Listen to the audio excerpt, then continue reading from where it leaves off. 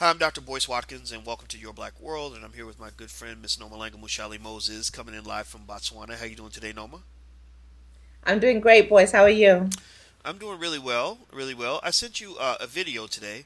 It was a video of a panel on on the nightly show hosted by Larry Mhm. Wilmore, who's really funny. He's doing a really good job with that show, and Yeah. he had a panel of black women, and they were talking about what it's like to date as a black woman. And there were a few faces I recognized. One I didn't. One was the one I didn't was a professor from Fordham University. But then I saw Demetria Lucas. I've known Demetria for a long time. She does stuff at the Root. I saw Jackie Reed. I don't know Jackie directly, but I'm probably 1 degree of separation from Jackie, so I followed her. And then I saw Issa Rae, who does Awkward Black Girl. So just Right. this interesting panel of these respected women, and they were talking about how difficult it is for African American women to meet quality black men. Um, Right. I'm not going to tell you what I'm not going to get into what I think right away. I want to ask you, what did you think when you saw that panel? Well, I felt like there was a bit of extremism in it, in their point of view, but at the same time, I agreed with some of the things that they were saying. For instance, I think I've said it before. Whenever this whole topic comes up of black women saying that they struggle to find mates, I have said that, I don't think that you should wake up every day thinking you don't want black men and you'd rather go for somebody from another race. But at the same time, I think that if you are not finding what you want, you should consider broadening your pool. In other words, broadening the pool of people that you would consider dating.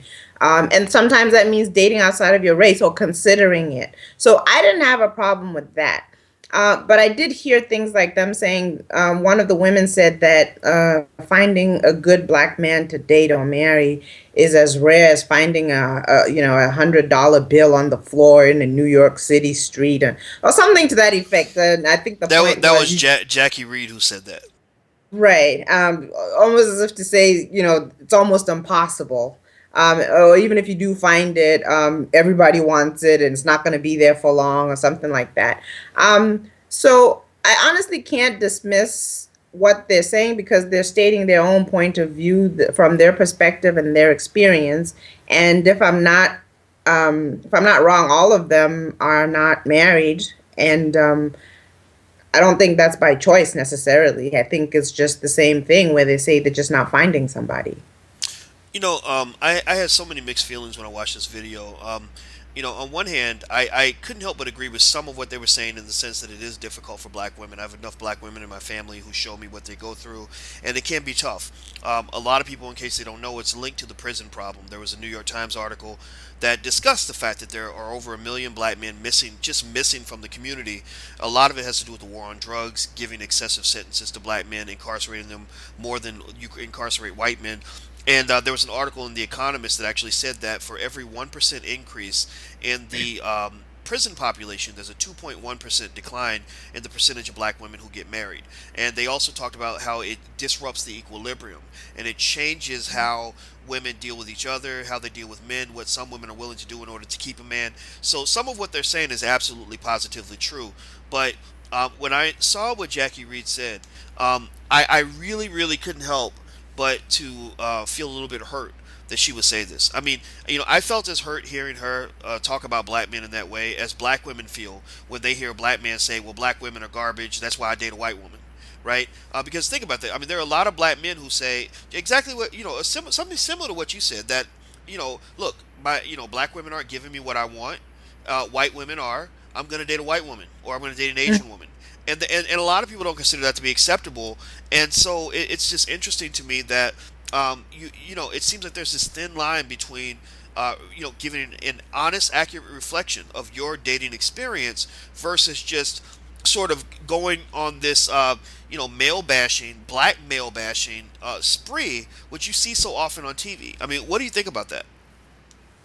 Well, and like I said, I don't think it's okay to completely dismiss black men. I mean, I think you already know I love black men. I have an African American husband. I have a black father, black son. So I'm not on that bandwagon. I will say though, boys, it's hard to deny some of the experiences that the black women are having, and we can't deny them their right to say what they're experiencing. And I have heard women who genuinely want to find a good man and settle down, say, I'm this age now, I'm almost out of time to have a baby, and I just haven't found anybody. And the ones that I found, that this one stole money from me, this one cheated, and they have all these experiences, and we can't deny them the experiences that they've had. I will say, however, though, that we can't take all black men and throw them on that pile of, that bad experience that one woman had or that group of women had, because I know other women who've had great experiences. So it is dangerous to try and go into either direction and only look at either direction. There's both. There's good black men. There's people who've had black men in their lives and they enjoy the relationships that they have with them. They're good. They're dependable. They're wonderful. And then there's some horrible black men, just in the same way as it happens with the women. There are some wonderful black women, and there are men who date black women and they have wonderful experiences. And then there's some horrible women that make you feel like you'd rather go somewhere else. It is funny. When I heard Jackie talk, it was interesting to me because what I was really kind of saying was, I said, you know what, um, I can almost understand you saying I can't find a quality man if you were an unattractive woman. If you were overweight and just just had these issues where no one wanted to be around you or whatever. But Jackie Reed, for most of her life, has been known as a really beautiful woman. Lots of high Hmm. quality men, I'm sure, have approached her through the years. She's probably walked away from a lot of quality men, and maybe it was her inability to pick the right kind of quality man that led to her being where she is right now. Because I understand that, like it's what I call the Halle Berry problem. Halle Berry has never had trouble attracting men. Men all around the world think she's gorgeous, but her relationships don't work out. Why? Because amongst all the men that she can choose from, maybe she's choosing the one who is the best looking that she can possibly pick, or the one who has the most money out of all the men she could possibly pick, or who's the most famous of the men that she could possibly pick, as opposed to picking the man who's going to be the most loyal and the most devoted to her, right?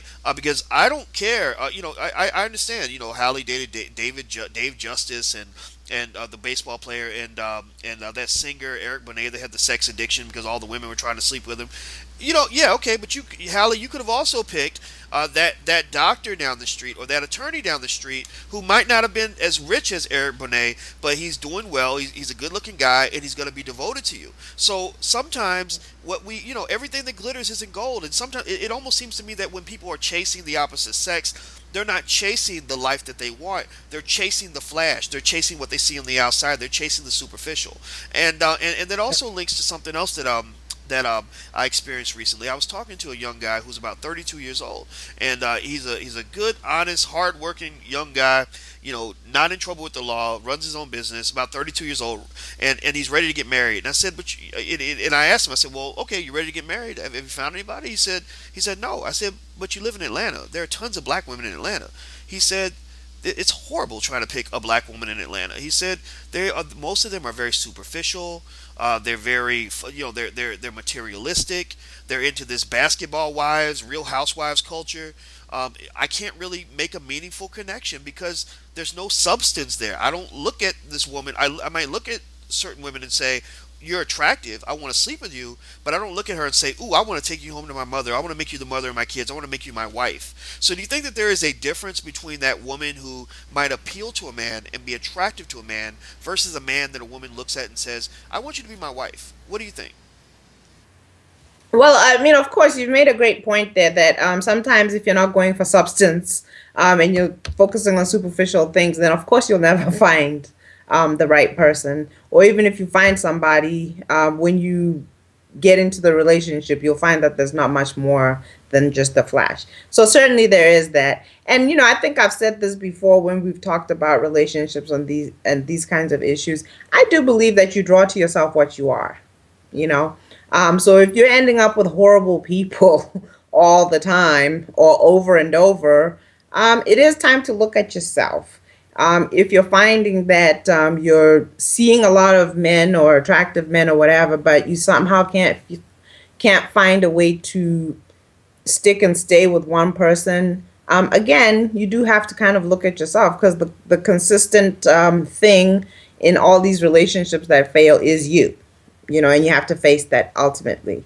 That being said, um, I still feel like it is hard, boys. I don't envy anybody who's what I call out there, because I do think that it is hard. And the older you get, the harder it gets. People get set in their ways. People have higher expectations, and they do expect people to be accomplished. And that's when this whole thing of materialism comes in, because they feel like you should be at a certain point financially in your life. You should have a certain kind of job and all these other things. So the waters get muddied, certainly, as you get older, as opposed to when you're fresh out of college. You're 23, he's 23. There's not much expectation. It's just potential and hope, you know. And then as you get older, there's just the lists get worse, and the expectations get higher. So it is tough. And the one point that I did want to go back to was, I heard the women saying that a lot of black men know that there are not a lot of them out there that are desirable, in terms of they're well educated or good looking, whatever that means, accomplished and so forth, that there are not that many out there. So the few that are out there sometimes don't want to tie themselves down to one woman. They want to explore their options, and maybe they want to explore them forever. So they are, maybe people that they do want, that the women do want them, but they don't necessarily want the women who want them. That's one thing.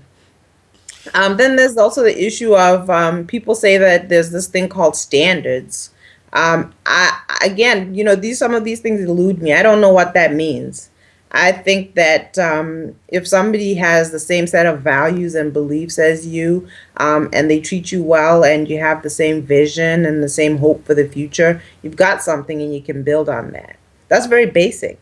But maybe I'm too simplistic. Well, it's funny. I remember, I think Jackie Reed also said this too. The thing about standards, she said, well, people say that I'm picky, but I just have standards.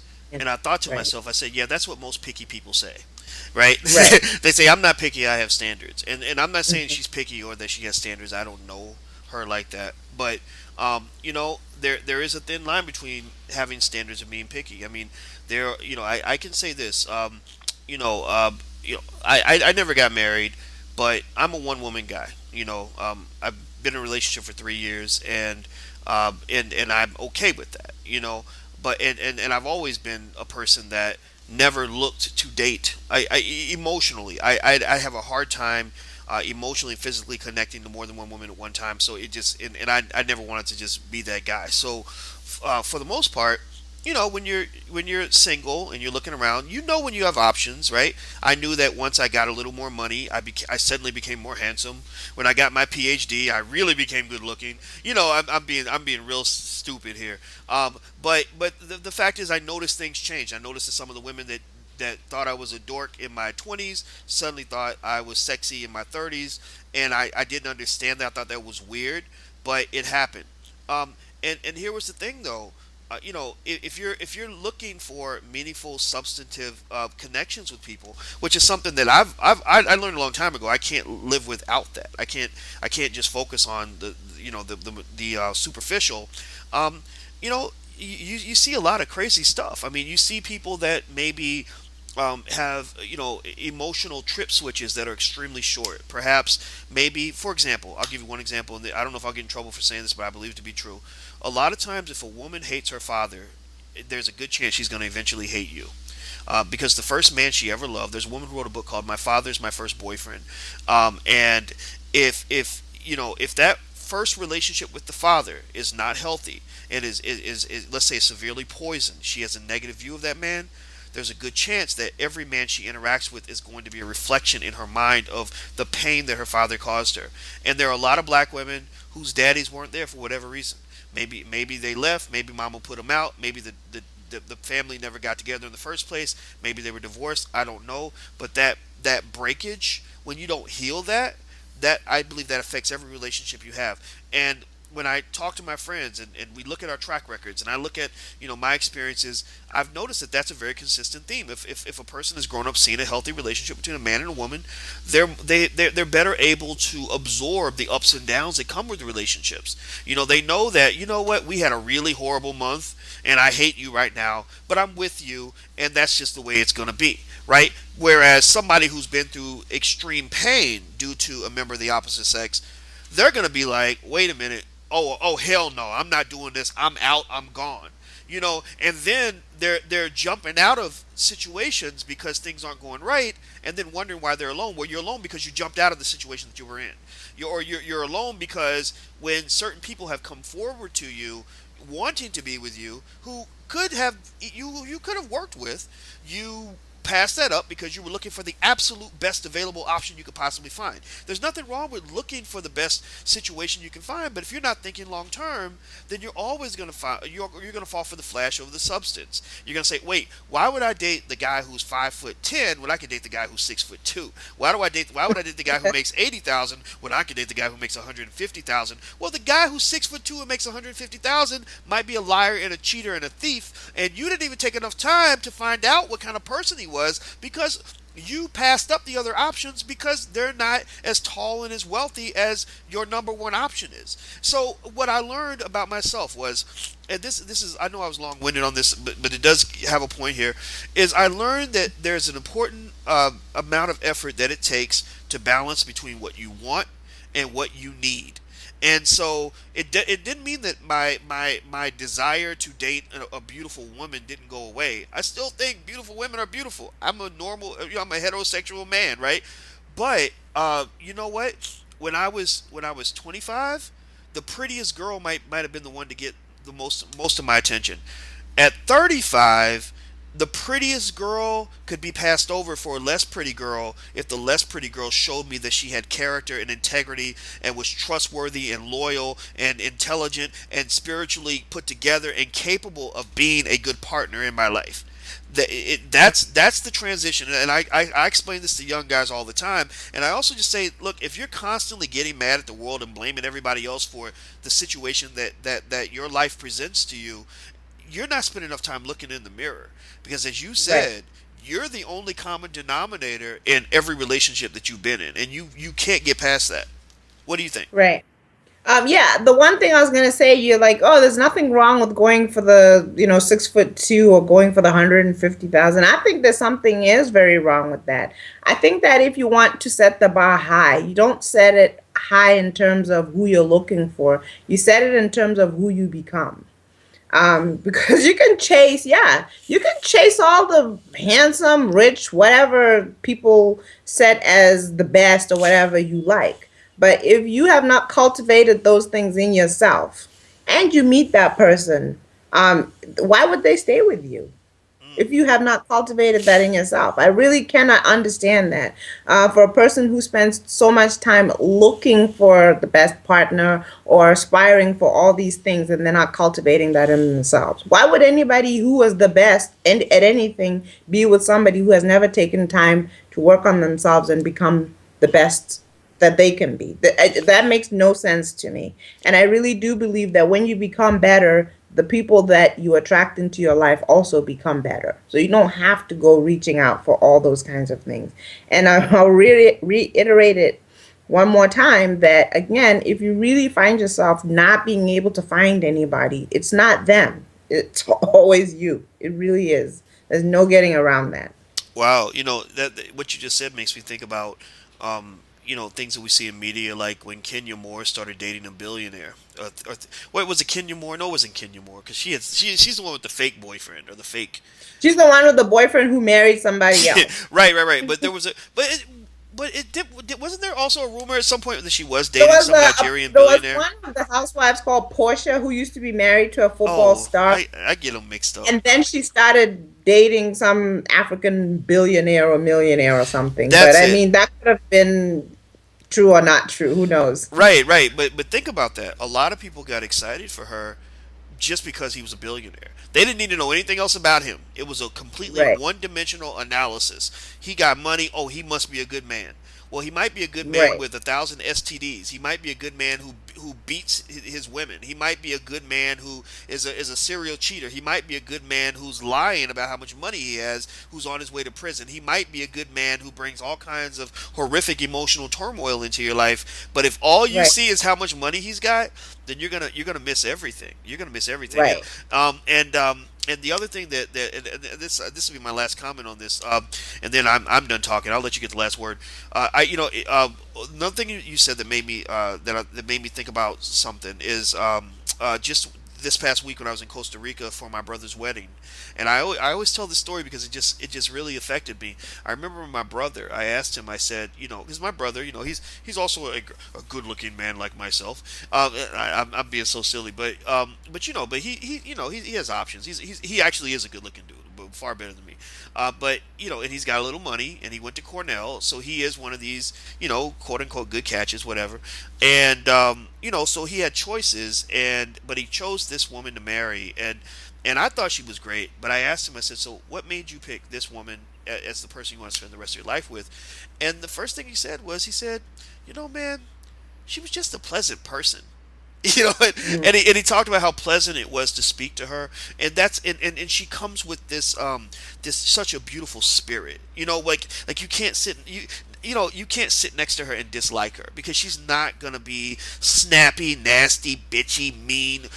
She's gonna be friendly, supportive, helpful, kind, generous, caring, considerate, a listener, all these things that you want in a quality person.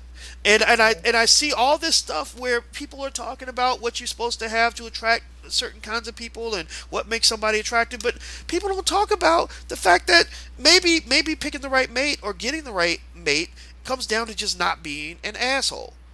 Just just be a nice person. Like, everything Right. else, of course, you can work on the way you look and all that. That's going to be important. I mean, men have eyes, and we know that. But, most importantly, I think when you're talking about that thing that's going to make a man want to walk down the aisle with you, men are scared. A lot of men I know are afraid of marriage. Like when women hear their girlfriends are getting married, they're like, oh my God, they're congratulating each other, high fiving, chest bumping, jumping up and down.